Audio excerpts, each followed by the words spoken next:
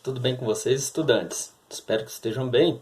Eu estou hoje gravando esse vídeo para comentar um pouco sobre a monarquia no Brasil.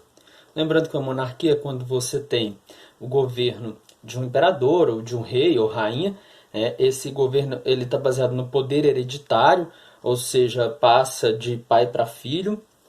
E também é um governo vitalício, né? Então o monarca ele governa até morrer ou enquanto ele tiver condições de saúde.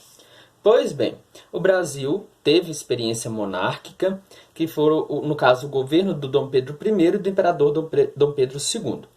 Dom Pedro I é aquele cara que articulou a independência do Brasil com o apoio das elites.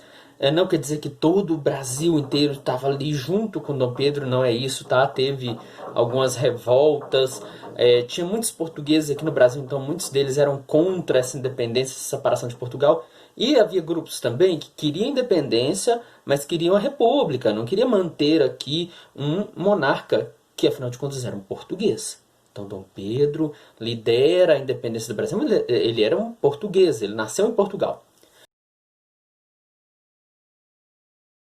Pois bem, e Dom Pedro também faz essa independência, articula essa independência, pensando na possibilidade de comandar ao mesmo tempo Brasil e Portugal, porque afinal de contas ele ainda era o herdeiro da coroa portuguesa. E esse plano dele não deu tão certo, porque quando Dom João VI morre, né, quem herdaria a coroa seria o Dom Pedro I. Né, e não seria impossível ele comandar Brasil e Portugal, porque a gente tem, por exemplo, o caso da Rainha Elizabeth. O reinado dela se estende por vários países, né? Que cada um tem o seu governo. Então, uma coisa é o reinado da Rainha Elizabeth, outra coisa é, por exemplo, o governo da Inglaterra, que é só da Inglaterra. Mas o Dom Pedro, ele queria, na medida do possível, comandar Brasil e Portugal. O pai dele morre, mas ele estava aqui no Brasil. Não poderia assumir de imediato o trono português. Então ele abdica, ele abre mão dessa coroa portuguesa em favor de Maria da Glória, uma filha que o Dom Pedro tinha. A Maria da Glória não tinha idade para governar. Então, o que foi feito? Colocaram o irmão do Dom Pedro, né, para governar como regente no lugar da Maria da Glória. Só que esse irmão do Dom Pedro não aceitou essa situação. Ele queria ele ser o rei de Portugal. Porque se afinal de contas o Dom Pedro I estava aqui no Brasil, né, ele não tinha nada que cobiçar a coroa portuguesa. Então isso vai causar um atrito, né? As lutas pelo trono português, isso desagradou muitos brasileiros, porque o Dom Pedro I, inclusive, gastou recursos aqui do Brasil nessa briga pela coroa lá de Portugal. Né? O governo do Dom Pedro também foi conturbado porque ele tinha um perfil mais autoritário. Ele dissolveu a Assembleia Constituinte para impor uma Constituição que era do jeito que ele queria. Tá?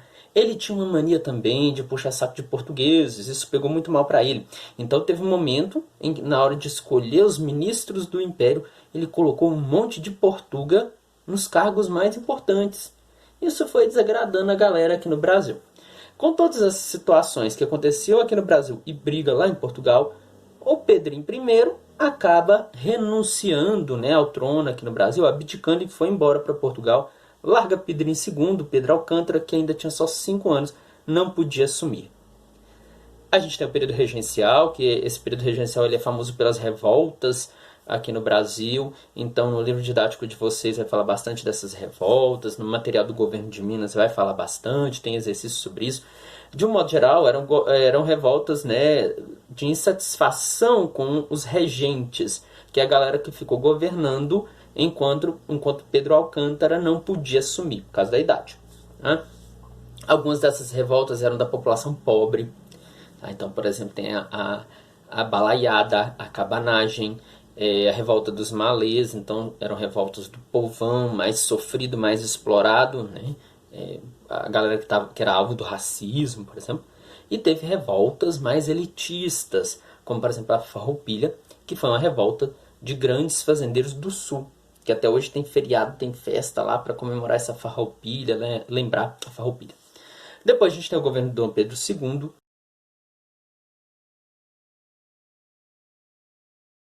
que foi mais equilibrado, porque o Dom Pedro II também rompeu com essa coisa de continuar privilegiando portugueses. O que ele fez?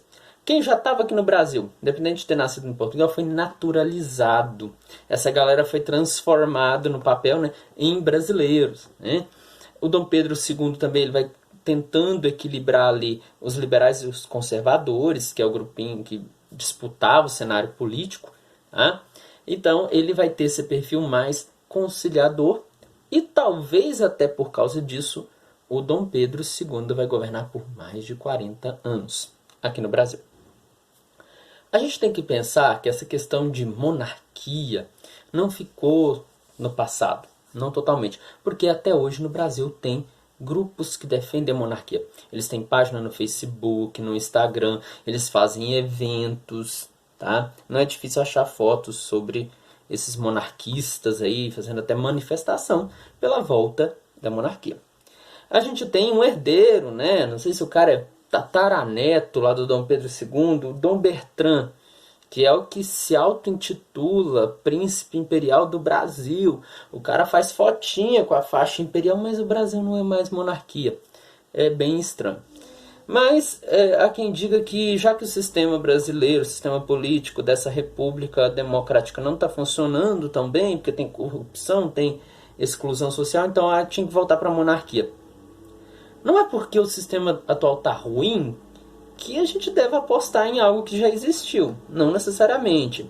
E a proposta desses monarquistas é uma monarquia parlamentar. Então a gente teria o imperador dessa família Bragança e Orleans, que nem é uma família brasileira, nem totalmente portuguesa, eles têm uma mistura ali com francês. Então seria o herdeiro dos Bragança e Orleans como imperador, mas quem governaria de fato seria um primeiro-ministro, escolhido pelo Congresso, por nossos deputados e senadores. Vocês acham que ia melhorar muito? Acho que não. Então fica aí essa provocação para vocês pensarem, será que uma monarquia seria legal para o Brasil? Mas tem muita gente interessada nisso, né? Lógico que não é a maioria dos brasileiros, já teve votações para decidir se o Brasil voltava para a monarquia. A monarquia perdeu nessas votações, né? Mas ainda tem esses grupinhos que até hoje defendem monarquia como sistema de governo para o Brasil. No mais, bons estudos para vocês. Qualquer dúvida estou à disposição e até uma próxima.